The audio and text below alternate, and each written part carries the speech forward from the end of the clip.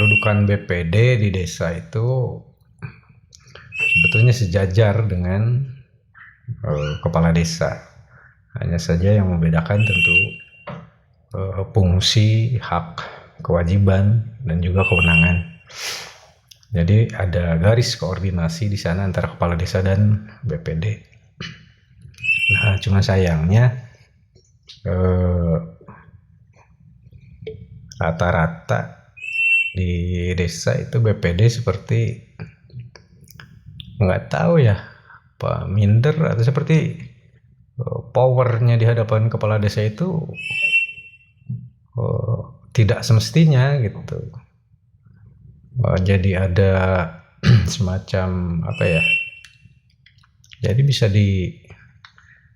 kepala desa itu bisa mengarahkan BPD untuk ya selalu sepaham dengan pemerintah desa, atau itu tadi fungsinya saya pikir masih kurang optimal. Nah, ini tidak tahu faktor apa ya, apa BPD-nya kurang memahami tupoksinya, jarang baca atau apa, saya nggak tahu. Yang jelas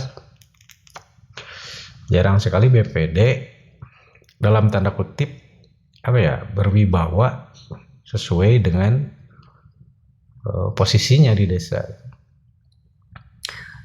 Kemudian ada ya mungkin kesalahan dari budaya juga, bahwa seolah-olah BPD itu memang tidak dilemahkan, tapi memang melemahkan sendiri.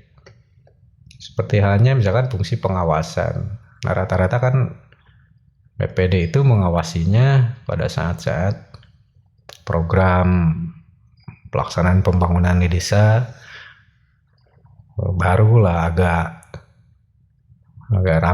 rame mengawasi, maksud saya gitu. Jadi program-program yang menyangkut dengan anggaran biasanya mereka lebih apa ya, lebih bersemangat. Padahal kan enggak gitu juga. Mulai dari perencanaan yang ditetapkan di Perdes, karena Perdes itu kan produk mereka juga, PPD bersama kepala desa. Harusnya dari mulai perencanaan dia ikut serta, kemudian mengawasi prosesnya, kemudian pas pelaksanaan programnya, dan juga bahkan sampai ke tahap peng-SPJ-an. Jadi BPD memang harus terus mengawas, dan di luar itu pun sebetulnya, di luar pengawasan yang bersifat pengelolaan anggaran, BPD pun mempunyai kewenangan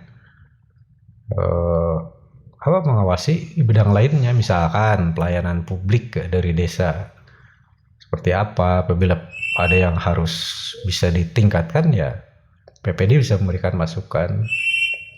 Lalu satu hal lagi nih, kadang-kadang ya ada juga misalkan BPD yang ya kurang beretika lah dalam pelaksanaan pengawasannya itu. Di Undang-Undang Desa bahwa BPD itu fungsinya, salah satu fungsinya adalah mengawasi kinerja kepala desa dan pemerintahan secara umum. Tetapi itu bukan berarti bahwa BPD gini lah, misalkan langsung negor ke perangkat desa gitu, atau negor ke RT RW. Itu BPD secara etika itu tidak tepat menurut saya. Kayak ini aja lah, DPRD kalau manggil kepala dinas gitu, atau manggil OPD yang lain, itu kan suratnya harusnya kan ke bupati. Jadi bupati dimohonkan untuk menghadirkan kepala dinas anu misalnya gitu. Nanti bupati yang menginstruksikan bikin surat tugas atas dasar permohonan tersebut. Nah, BPD pun kurang lebih seperti itulah. Jadi nggak ada cerita BPD itu negor, apalagi nyarekan perangkat desa atau bahkan RT RW sekalipun gitu. Kalau kita mau berbicara tentang etika bernegara lah, etika pemerintahan, tata kelola pemerintahan desa. Itu tadi. Kemudian ini yang harus benar-benar dipahami bahwa BPD itu kan masa baktinya itu sejalan lah dengan kepala desa. Yang harus dikawal itu benar-benar RPJMD. RPJMD itu kan itu tadi ditetapkan melalui Perdes oleh BPD bersama kepala desa. Nah, RPJMD itu kan paling sedikit memuat visi misi kepala desa. Artinya visinya kepala desa itu ingin membawa desanya seperti apa, kemudian dengan misinya, dengan berbagai teknik, dengan berbagai kreativitas, cara-cara dia untuk mencapai visinya itu, dia melakukannya seperti apa. Nah, ini yang harus dikawal, dan BPD harus mengingatkan. Kan ada pertanggungjawaban kepala desa itu, ada yang per 6 bulan, ada yang di akhir tahun, dan nanti juga ada yang di akhir masa jabatan. Nah, kesempatan-kesempatan seperti ini harus dimanfaatkan untuk BPD untuk mengevaluasi kinerja dari kepala desa itu.